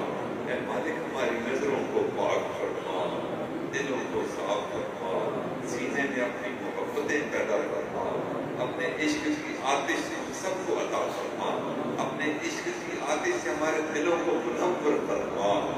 یا اللہ، اپنے محبوب کی وہ یادوں سے ہمارے دلوں کو روشن فرما، اندر اندر بوٹی بوٹی ہڈی ہڈی میں اپنا ذکر جاری فرما۔ اے مالک، ہماری علم میں برکت عطا فرما، عمل میں برکت عطا فرما، رزق میں برکت عطا فرما، صحت میں برکت عطا فرما، عزت میں برکت عطا فرما، روزگار میں برکت عطا فرما، اولاد میں برکت عطا فرما، گھر بار میں برکت عطا فرما، ہماری اس بستی پر اپنی برکتیں نازل فرما، ہمارے اس صوبے پر اپنی برکتیں نازل فرما، ہمارے اس ملک پر اپنی برکتیں نازل فرما۔ یا اللہ، اس امت پر اپنی برکتیں نازل فرما، قدم قدم پر اپنی برکتیں ہمارے شامل حال فرما۔ آج یہ وہ مجمع ہے کہ جس میں چھوٹے بڑوں نے توبہ کی، اور یا اللہ، جب توبہ کرتے ہیں تو مالک آپ خوش ہوتے ہیں، آپ آسمان دنیا کو یا اللہ چراغوں سے سجا دیا کرتے ہیں، اور اس کو کہتے ہیں کہ آج میرے ایک جوان بندے نے مجھ سے صلح کر لی۔ یا اللہ، یہ وہ مجمع ہے جس نے آپ سے صلح کی، یہ وہ مجمع ہے جس کی وجہ سے آپ نے آسمان دنیا پر چراغوں کرنے کا حکم دیا۔ یا اللہ، مہربانی فرما دیجیے۔ یا اللہ، اس بندے نے توبہ کی ہے، آئندہ ان کو اپنی حفاظت بھی عطا فرما دیجیے۔ یا اللہ، شیطان سے ان کی حفاظت فرما دیجیے۔ یا اللہ، نفس سے ان کی حفاظت فرما دیجیے۔ یا اللہ، برے دوستوں اور سنگت سے ان کی حفاظت فرما دیجیے، بری سوسائٹی سے ان کی حفاظت فرما دیجیے۔ یا اللہ، برے اعمال سے ان کی حفاظت فرما دیجیے، بری مرضوں سے ان کی حفاظت فرما دیجیے، برے قرضوں سے ان کی حفاظت فرما دیجیے۔ یا اللہ، اچھوں کی صحبت ان کو عطا فرما دیجیے، نیکوں کی صحبت ان کو عطا فرما دیجیے، مسجد کی زندگی ان کو عطا فرما دیجیے، خانقاہوں کی زندگی ان کو عطا فرما دیجیے، اچھے اعمال کرنے کی توفیق عطا فرما دیجیے۔ اے مالک، مہربانی فرما دیجیے۔ یا اللہ، آج یہ توبہ طائب ہو کر اس مسجد سے باہر نکلیں گے۔ ہم نے دنیا میں دیکھا کہ جب کوئی بینک میں جاتا ہے اور وہاں سے مال و دولت نکلواتا ہے اپنے اکاؤنٹ سے، تو باہر کچھ ڈاکو کھڑے ہوتے ہیں اس آس میں کہ یہ باہر نکلے گا، تنہائی میں جائے گا، کسی اندھیری گلی میں جا کر ہم اس کو لوٹ لیں گے۔ یا اللہ، مہربانی فرما دیجیے، جس طرح دنیا کا ڈاکو بینک کے باہر کھڑا ہوتا ہے، یا اللہ، ایمان کا ڈاکو مسجد کے باہر کھڑا ہوتا ہے۔ کریم آقا، مہربانی فرما دیجیے۔ یا اللہ، شیطان کا نوالا بننے سے بچا دیجیے۔ ہمارے پاس جب ایمان کی ہے، یا اللہ، جو توبہ کی ہے جو آج اس مسجد سے ملی، یا اللہ، اس کو ضائع ہونے سے بچا دیجیے، شیطان کا نوالا بننے سے ہمیں بچا دیجیے۔ یا اللہ، نفس کی مکاریوں سے ہماری حفاظت فرما دیجیے۔ یا اللہ، اطمینان کے ساتھ، استقامت کے ساتھ، یا اللہ، ہماری توبہ پر ہمیں کاربند رہنے کی توفیق عطا فرما دیجیے۔ یا اللہ، عہد کرتے ہیں کہ آئندہ زندگی مسجد والی گزاریں گے، نماز پنجگانہ ادا کریں گے۔ یا اللہ، استقامت عطا فرما۔ آئندہ زندگی ہم یا اللہ روزے رکھیں گے، رمضان بھی آ رہا ہے، یا اللہ، روزوں کی حفاظت کرنے کی توفیق عطا فرما۔ صرف بھوک پیاس نہ ہو، یا اللہ، ایسا روزہ جس سے آپ کی محبت ملے، ایسا روزہ رکھنے کی توفیق عطا فرما۔ یا اللہ، روزے کا انسان ہم دنیا میں نہیں مانتے، یا یا اللہ روزے کا انسان روزے قیامت آپ کی ملاقات کی صورت میں چاہتے ہیں، یا رب کریم اپنے عرش کا سایہ اپنے روزے داروں کو عطا فرما دیجیے۔ یا اللہ آئندہ زندگی ہم درود شریف استغفار کی کثرت کریں گے، یا اللہ توفیق عطا فرما دیجیے۔ یا اللہ اس مجمع میں بہت سے لوگ ایسے ہیں کہ جو گھر سے نکلے تھے کہ ذکر کی مجلس ہے، نقشبندی حضرات آ رہے ہیں، وہاں جا کر دعائیں مانگیں گے، دعائیں قبول ہوں گی۔ گھر کی خواتین نے بھی دعاؤں کے لیے کہا ہوگا، ماں بیٹی نے بھی دعاؤں کے لیے کہا ہوگا، بیوی عزیز نے بھی دعاؤں کے لیے کہا ہوگا۔ رب کریم مہربانی فرما دیجیے دور بیٹھی ہماری تمام بہنوں اور بیٹیوں کی یا اللہ جائز شریف حاجتوں کو پورا فرما دیجیے، دکھوں کا مداوع فرما دیجیے، بیٹیوں کے فرائض ادا کرنا ماں باپ کے لیے آسان فرما دیجیے۔ یا اللہ ان کی دعاؤں میں ان کو سعید فرما دیجیے، شقی اور بدبخت ہونے سے بچا دیجیے۔ یا اللہ ہماری دعاؤں کو رد مت فرمائیے۔ میرے مالک کے ہاتھ تو صرف آپ کے آگے اٹھتے ہیں، مسلمان کے ہاتھ تو کسی غیر اللہ کے آگے نہیں اٹھتے۔ یا اللہ یہ پیشانی یا اللہ دن میں 5 وقت آپ کے آگے جھکتی ہے، کسی بت کے آگے تو نہیں جھکتی۔ یا اللہ یہ کسی بت خانے میں تو نہیں بیٹھے، مسجد جو آپ کا گھر ہے اس مسجد میں آ کر یا اللہ ذکر کرنے کے بعد آپ سے دست بدعا ہے۔ یا اللہ سب کو اپنے مقبول بندوں میں شامل فرما دیجیے۔ یا اللہ سب کو اپنے قرب کے اعلیٰ درجے عطا فرما دیجیے۔ یا اللہ سب کو اپنے مقبولین توابین بندوں میں شامل فرما دیجیے۔ یا اللہ سب کو سنت والی زندگی عطا فرما دیجیے۔ نبی علیہ السلام کی طرف ہماری جانب سے اچھی ہوائیں یا اللہ وہاں پہنچا دیجیے، درود پاک کی ہوائیں پہنچا دیجیے۔ یا اللہ آپ صلی اللہ علیہ وسلم کے سینے مبارک کو اس مجمع کی طرف سے ٹھنڈا فرما دیجیے۔ آقا کو اطلاع کر دیجیے، آقا کی اطلاع کر دیجیے۔ مالک کے ان کی چند امتی توبہ طائب ہو کر آئندہ زندگی سنت والی زندگی گزارنے کا عہد کر رہے ہیں، درود شریف پڑھنے کا عہد کر رہے ہیں۔ رب کریم آقا کی مغفرت کی دعا ہمارے حق میں، ہمارے والدین کے حق میں قبول منظور فرما۔ یا اللہ آقا کی معیت جنت میں بھی عطا فرما، حوض کوثر پر بھی عطا فرما۔ یا اللہ سرات کی ساتھیاں بھی آقا کی دعا بھی تو پہل دل فرما، جنت میں بھی ان کی معیت عطا فرما۔ یا اللہ ہم نے کلام پاک میں پڑھا کہ روز قیامت بھی کچھ ایسے لوگ ہوں گے بدعمل جن کو آپ روز معاشر اندھا کھڑا کریں گے۔ یا اللہ ہم وہ بد نصیب ہیں جو اپنی زندگی میں بھی آقا کی زیارت نہ کر سکے، ابھی تک خواب میں بھی آقا کی زیارت نہ کر سکے۔ اگر روز معاشر بھی آپ نے اندھا کھڑا کر دیا اور ہم آقا کی زیارت نہ کر سکے، کوئی محرومی سی محرومی ہوگی۔ میرے مالک مہربانی فرما دیجیے۔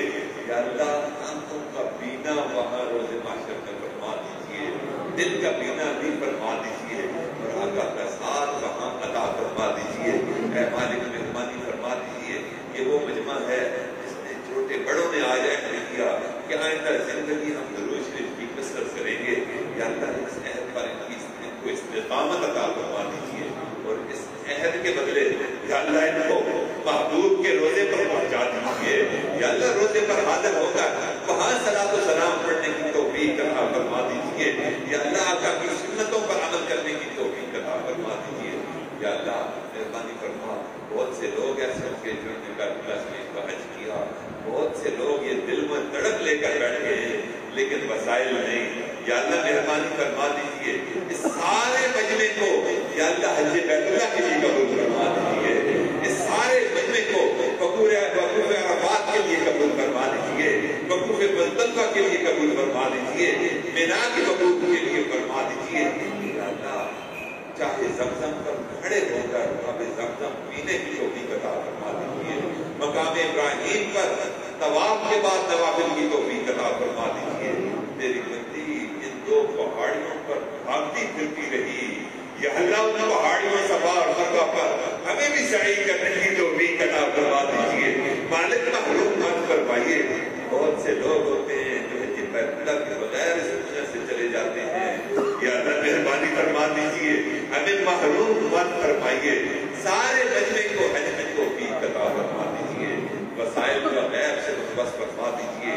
جن مسائل میں کوئی رکاوٹوں کا سامنا ہے یا اللہ اپنے دستے قدرت سے ان مسائل کو رکاوٹوں کو دور فرما دیجیے۔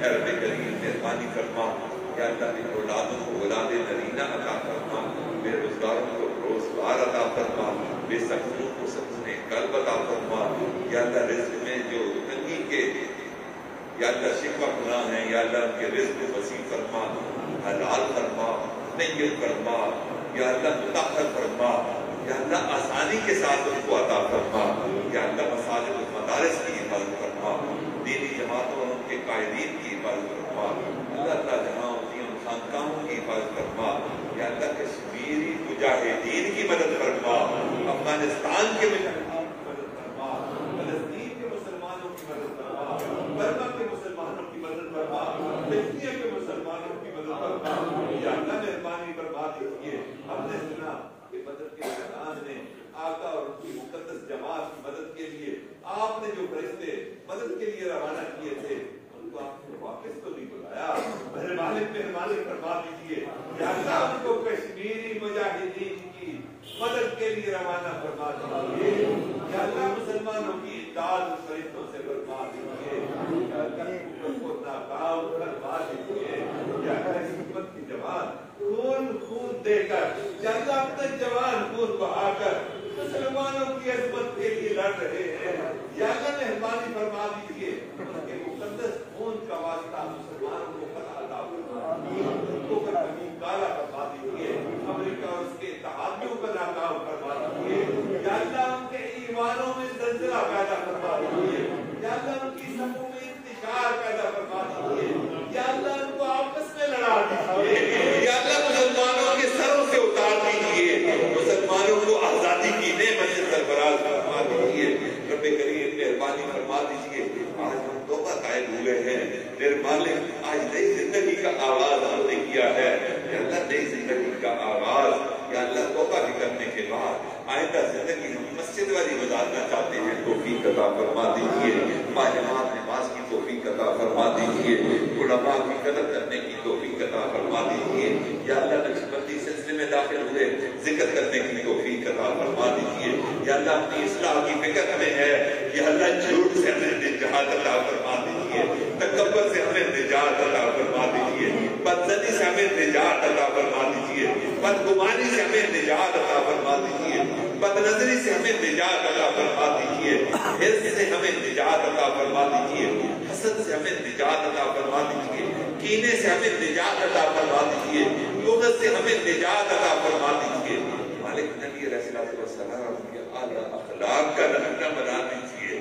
پھر مالک ہم اگر اپنی اصلاح کرنا چاہیں تو مالک ہمارے لیے بہت مشکل ہے، یا اللہ آپ نظر رحمت ڈال کر ہماری اصلاح فرما دیجیے، یا اللہ ہم جھوٹ لے کر آئے ہیں، یا اللہ مسجد سے سچائی لے کر رخصت فرما دیجیے، مالک ہم تکبر لے کر آئے ہیں، یا اللہ عاجزی دے کر رخصت فرما دیجیے، اے مالک بدنظری لے کر آئے ہیں، ہم کی پاکیزگی دے کر رخصت فرما دیجیے، حرص لے کر آئے ہیں، اللہ کی راہ میں خرچ کرنے والا بنا کر رخصت کر دیجیے، یا اللہ حسد لے کر آئے ہیں، رشک کے جذبات لے کر روانہ کر دیجیے، نبی علیہ السلام کے اخلاق عظیمہ کا ہمیں نمونہ بنا دیجیے، مالک مہربانی فرما، یا اللہ آخری وقت کو بہتر فرما، آخری وقت کو تلنے والا بنا، یا اللہ موت کے وقت کو حسین موت کا وقت بنا، یا اللہ موت کے دن کو حسین اور یادگار موت کا دن بنا، اے میرے مالک جب ہم اس دنیا سے رخصت ہو رہے ہوں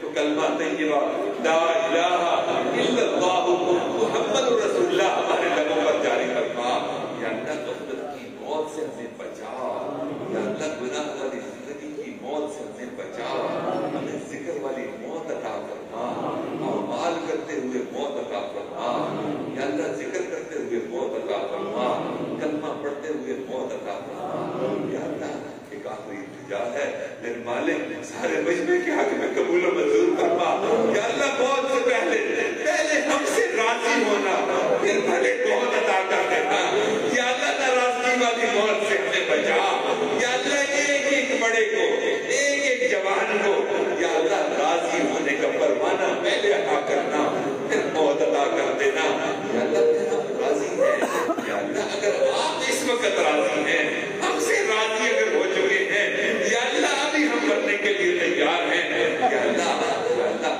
بے شک اپنے پاس بلا لیجیے، ہمیں کوئی غم نہیں، یا اللہ سب کو اس نے خاتمہ عطا فرما دیجیے، سب سے رضا یا اللہ سب سے یا اللہ اب راضی ہو جائیے مالک. یہ وہ جماعت ہے جنہوں نے آج توبہ بھی کی, ذکر پر چلنے کا بھی ارادہ کیا. یا رب کریم مہربانی فرما دیجیے یا اللہ یہ وہ ذکر ہے جو بہاؤالدین نقشبند بخاری نے کیا. یہ وہ ذکر ہے جو عبد القادر جیلانی علیہ الرحمۃ نے فرمایا. یا اللہ مہربانی فرما دیجیے ایسا ذکر ہمیں کرنے کی بھی توفیق عطا فرما دیجیے. یا اللہ جس طرح آپ نے ان کو اپنے ولیوں میں شامل فرمایا اسی طرح سارے مجمع کو سلسلے کے انوارات عطا فرما کر سب کو اپنے ولیوں میں شامل فرما دیجیے. یا اللہ آپ کا تو کچھ نہیں جاتا. یا اللہ ہماری بگڑی بن جائے گی. یا اللہ مہربانی فرما دیجیے. یا اللہ ہماری ان دعاؤں کو اپنی رحمت سے قبول و منظور فرما. ہمارے ملک عزیز پاکستان کو قیامت کی صبح تک قائم فرما. امت کی مسئلے اور پریشانیوں کا خاتمہ فرما. مالک ہماری ان دعاؤں کو اپنی رحمت سے قبول و منظور فرما. اس مسجد کے امام مولانا عبدالرحمان اور یا اللہ آج اس کو بلانے والے مولانا اسلم صاحب یا اللہ مہربانی فرما دیجئے. یہ وجہ بنے ہیں ہماری توبہ کے. یا رب کریم مہربانی فرما دیجئے. یا اللہ سلسلے کے انوارات ان کی نسلوں میں چلا دیجئے. ان کو اپنے یا اللہ توابین بندوں میں شامل فرما دیجئے. یا اللہ دین کے خادم بندوں میں شامل فرما دیجئے. یا اللہ ان کی نسلوں کو قرآن پاک کا حافظ بنا دیجئے, دین کا عالم بنا دیجئے. یا اللہ ان کے صدقے جاریہ بنا دیجئے. مالک ہم ان سے راضی ہیں. یا اللہ آپ بھی ان سے راضی ہو جائیے. یا اللہ جس تڑپ کے ساتھ انہوں نے میرے ذکر کا انعقاد کیا یا اللہ سارے دکھوں کا مداوع فرما کر ان کو اپنی محبت کا دکھ عطا فرما دیجیے. اے مالک ہماری ان دعاؤں کو اپنی رحمت سے قبول و منظور فرما. ربنا تقبل منا انك انت السميع العليم وتب علينا انك انت التواب الرحيم. وصلى الله تعالى على حبيبه محمد وعلى اله واصحابه اجمعين برحمتك